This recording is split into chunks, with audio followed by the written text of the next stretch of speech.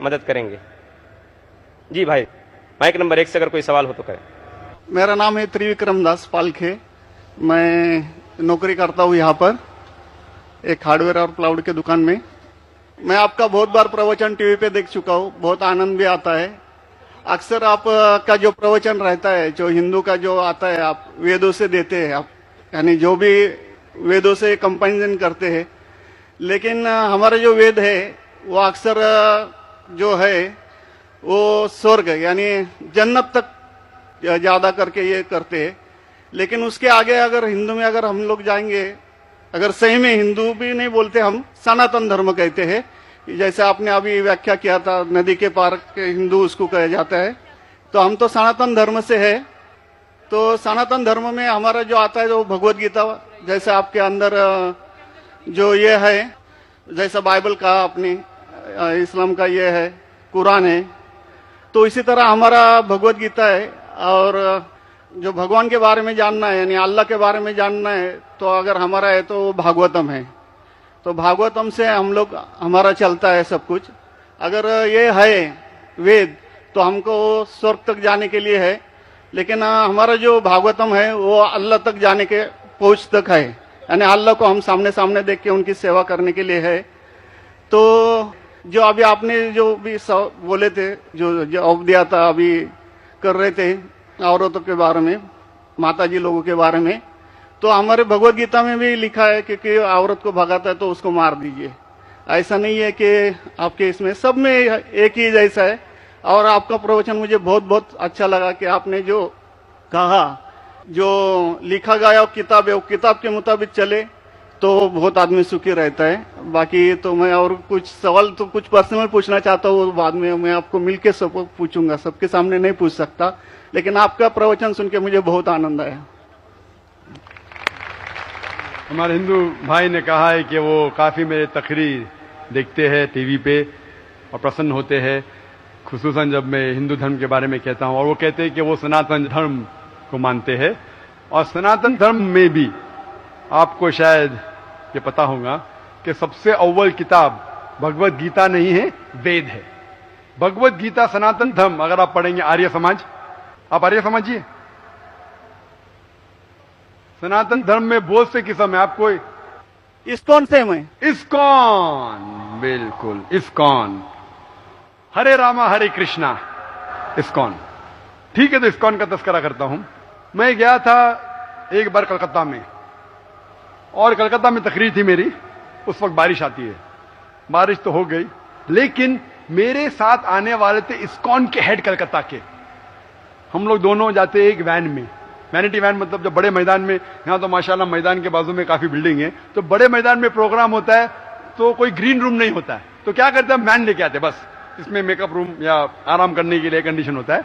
तो मैं इस्कॉन के हेड के साथ में बैठा था, तो उन्होंने वही बात कही जो आपने कहा, हमारे लिए सबसे अव्वल है भगवत गीता। मैंने बोला ठीक है, और कहीं का वेद भी ठीक है। तो मैंने पूछा, ये भगवत गीता हिंदू धर्म में दो किस्म की किताब है, एक है श्रुति, एक है स्मृति। श्रुति मतलब जो भगवान की भेजी हुई किताब, वेद और उपनिषद। उसने कहा बिल्कुल सही। स्मृति किसे कहते, तो उसने कहने लगा स्मृति कहते वो जो आदमी की लिखी हुई किताब है, मिसाल के तौर पे मनुस्मृति। तो मैंने पूछा ये रामायण और महाभारत क्या है, तो उसने कहा यह है स्मृति। बेशक बिल्कुल सही जवाब था, मैं भी तालिब इल्म हूं। तो मैंने पूछा, बिल्कुल सही कहते, ऊपर आती है श्रुति, वेदा और उपनिषद। स्मृति मतलब दूसरी किताबें, मनुस्मृति, इतिहास। मैंने पूछा ये महाभारत क्या इतिहास है, तो मैंने उससे पूछा गुरुजी ये बात मेरे इल्म के हिसाब से भगवत गीता एक हिस्सा है महाभारत का, 18 चैप्टर का, सही है? अरे बिल्कुल सही है, आप बहुत इल्म रखते। मैंने बेशक। तो जब भगवत गीता महाभारत का हिस्सा है तो महाभारत स्मृति है क्या श्रुति है? चुप बैठे, स्मृति है बोला। तो स्मृति ऊपर क्या नीचे? तो बोले हाँ आपके पास इल्म है ना, इसलिए आप जानते। हम लोग को कहते हैं भगवत गीता ऊंची है, लेकिन हम सही कहते हैं ये भगवत गीता वेद का निचोड़ है। निचोड़ है लेकिन वेद ऊपर है, खुदा की किताब है।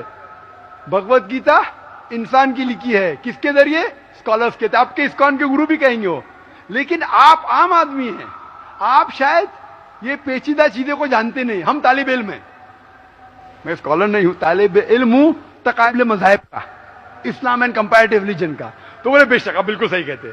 तो मैं कहूंगा अगर वेद और भगवत गीता में टकराव है, किसकी बात मानेंगे?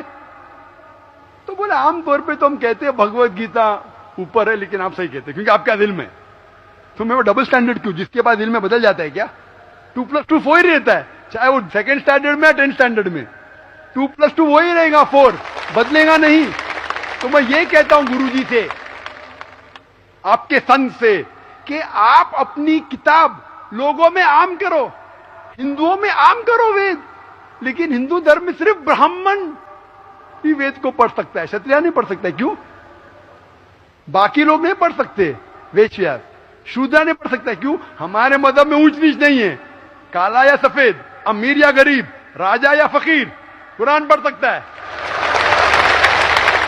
नमाज के लिए जब उस ईश्वर की हम इबादत करते हैं, जब खड़े होते नमाज के लिए, कंधे से कंधा मिला के करते, चाहे वो फकीर या अमीर या गरीब, फकीर या राजा साथ में खड़ा है तो कंधे से कंधे मिला के खड़ा होता है।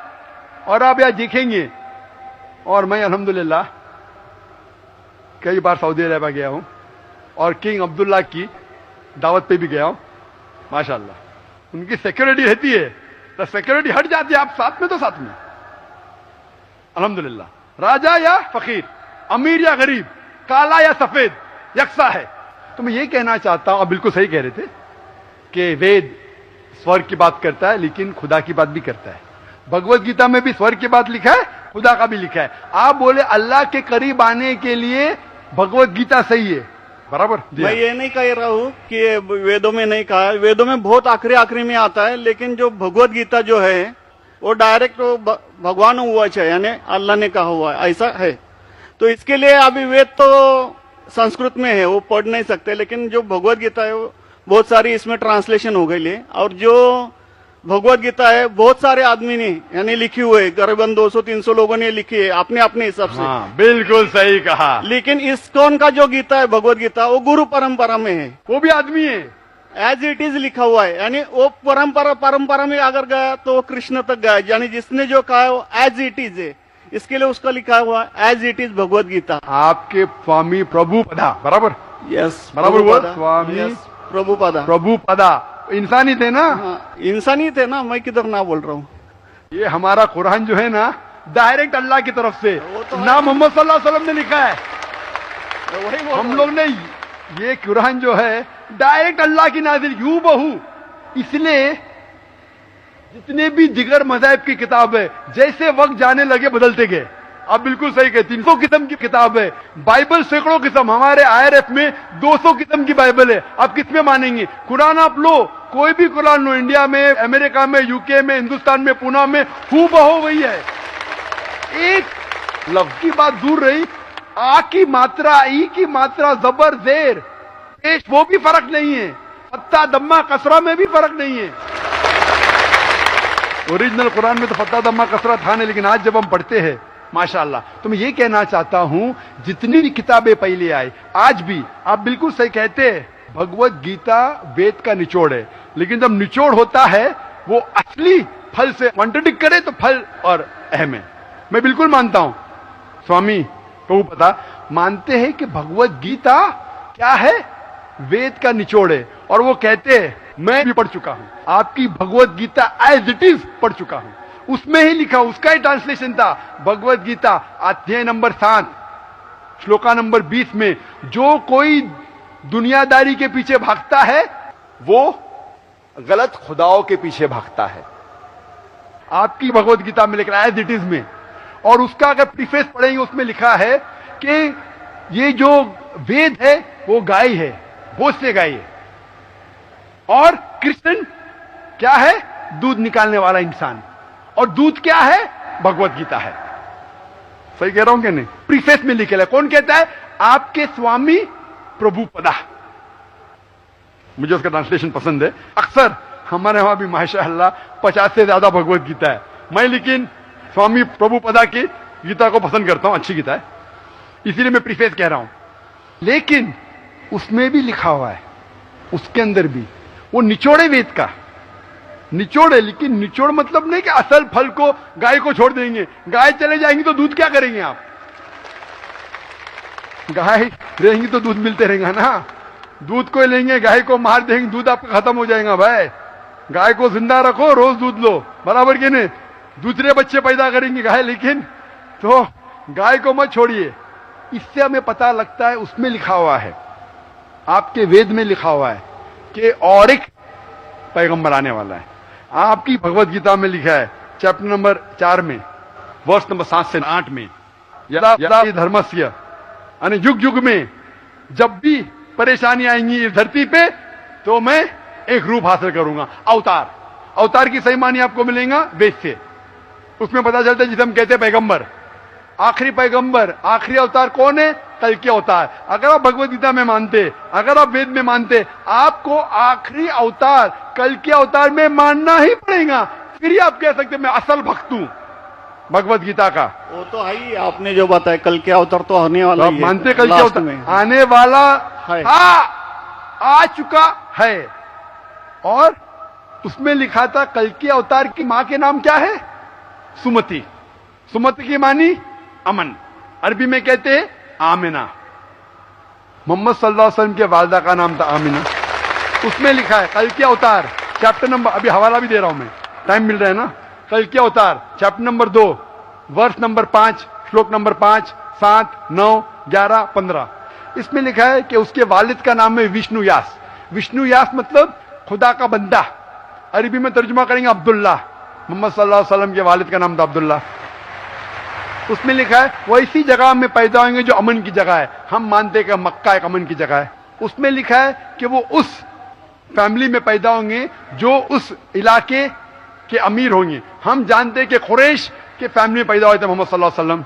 उसमें लिखा है कि वो 12वीं तारीख माधव के दिन पे पैदा होंगे, वो 12वीं रब्बी अव्वल मोहम्मद सल्लल्लाहु अलैहि वसल्लम पैदा है। आगे आप पढ़ेंगे वेद में लिखा है कि उसके 4 करीब दोस्त थे, जिसका मैं जिक्र किया हूं। 4 करीब दोस्त मोहम्मद सल्लल्लाहु अलैहि वसल्लम के थे, जो हजरत अबू बकर, हजरत उमर, हजरत उस्मान, हजरत अली। मैं अल्लाह भी मौल, अल्लाह ताला की रहमत सब पे हो। किसके बारे में जिक्र करें? उनको सबसे पहली जो वही आएंगी वो आएंगी एक गार के अंदर। हम जानते हैं मोहम्मद सल्लल्लाहु अलैहि वसल्लम सबसे पहली वही आए गारे हिरा में। फिर वो करेंगे हिजरत, नॉर्थ की तरफ फिर से वापस आएंगे। मोहम्मद सल्लल्लाहु अलैहि वसल्लम हिजरत की मदीना जो नॉर्थ के ऊपर है, फिर से वापस आए। मैं तो 1 घंटा सिर्फ तस्करा कर सकता हूं। मोहम्मद सल्लल्लाहु अलैहि वसल्लम हिंदू धर्म में वक्त नहीं है। मैं ये पूछना चाहता हूं, आप मानते क्या इस कल के अवतार में? आप मानते मोहम्मद सल्लल्लाहु अलैहि वसल्लम आखिरी पैगंबर है? मैं तो कुरान 3 बार पढ़ा हूँ साहब, मैं तो मानता हूँ कुरान को, वो बात नहीं है। मानना सिर्फ जरूरी नहीं, अमल करना जरूरी है। मैं कहूंगा मैं खुदा को मानता हूं, खुदा की बात पे अमल ना करता हूं तो बेकार है। मैं कहता हूं मैं मेरे वालिद से बहुत मोहब्बत करता हूं, वालिद की बेइज्जती करता हूं, वालिद की बात नहीं मानता हूं, वालिद से बदतमीजी करता हूं, तो क्या फायदा? आप समझ रहे ना? समझ रहा हूं मैं, लेकिन आपने कुछ पहले ही अभी 10-15 मिनट पहले ही आपने कहा था कि जो भी है कुरान है, वेद है और बाइबल है, कि जो जो उसमें लिखा हुआ है खुदा ने उसके ऊपर अमल करना चाहिए। तो मैं अपने इससे अमल करता ही हूँ, जो कुछ मानता तो हुई है खुदा एक ही है करके, वो तो मानता ही है। बिल्कुल मैं नहीं बोल रहा कि आपके लिए कोई खुदा अलग है, मेरे लिए कोई अलग है, या ईसाई के लिए कुछ अलग है। आप सनातन या धर्म इसको के है। हैं, मैं जानता हूं सनातन धर्म में एक खुदा को मानते हैं। वो मानते खुदा की प्रतिमा नहीं, अक्स नहीं है, बराबर ये मानते। लेकिन मैं ये जानना चाहता हूं, आप कल के अवतार में आप मेरे सवाल को घुमाओ मत। मैं जानता हूं, नहीं है मैं ये जानता हूं, सनातन धर्म के बारे में जानता हूं। पहले स्टेज में आप पास कर चुके, एक खुदा में मानते, बिल्कुल सही। मैं ये बात जानना चाहता हूं कि उस खुदा के अवतार पैगंबर, आखिरी पैगंबर में आप मानते हैं क्या नहीं? मोहम्मद सल्लल्लाहु अलैहि वसल्लम, ये मेरा सवाल है। यानी मोहम्मद पैगंबर को आप मानते कि वो आखिरी पैगंबर थे क्या नहीं मानते? वो तो मानता हूँ मैं, मुझे मालूम है ना मोहम्मद पैगंबर आखिरी थे मोहम्मदन में। वो तो मानता ही हूँ। मोहम्मदन में ने आपके लिए, सबके लिए ही है ना। बिल्कुल सही। तो कोई धर्म, कोई एक मजहब का थोड़ी रहता है गुरु, तो सबके रहता है। वो एक मजहब का थोड़ी गुरु रहता है कि वो एक मजहब के लिए, वो सब मजहब के लिए गुरु रहता है। तो मानता ही मैं उसको। बिल्कुल सही। लेकिन ये कहना कि सब मजहब यकसा है हूबहू, ये सही नहीं। यकसानियत है।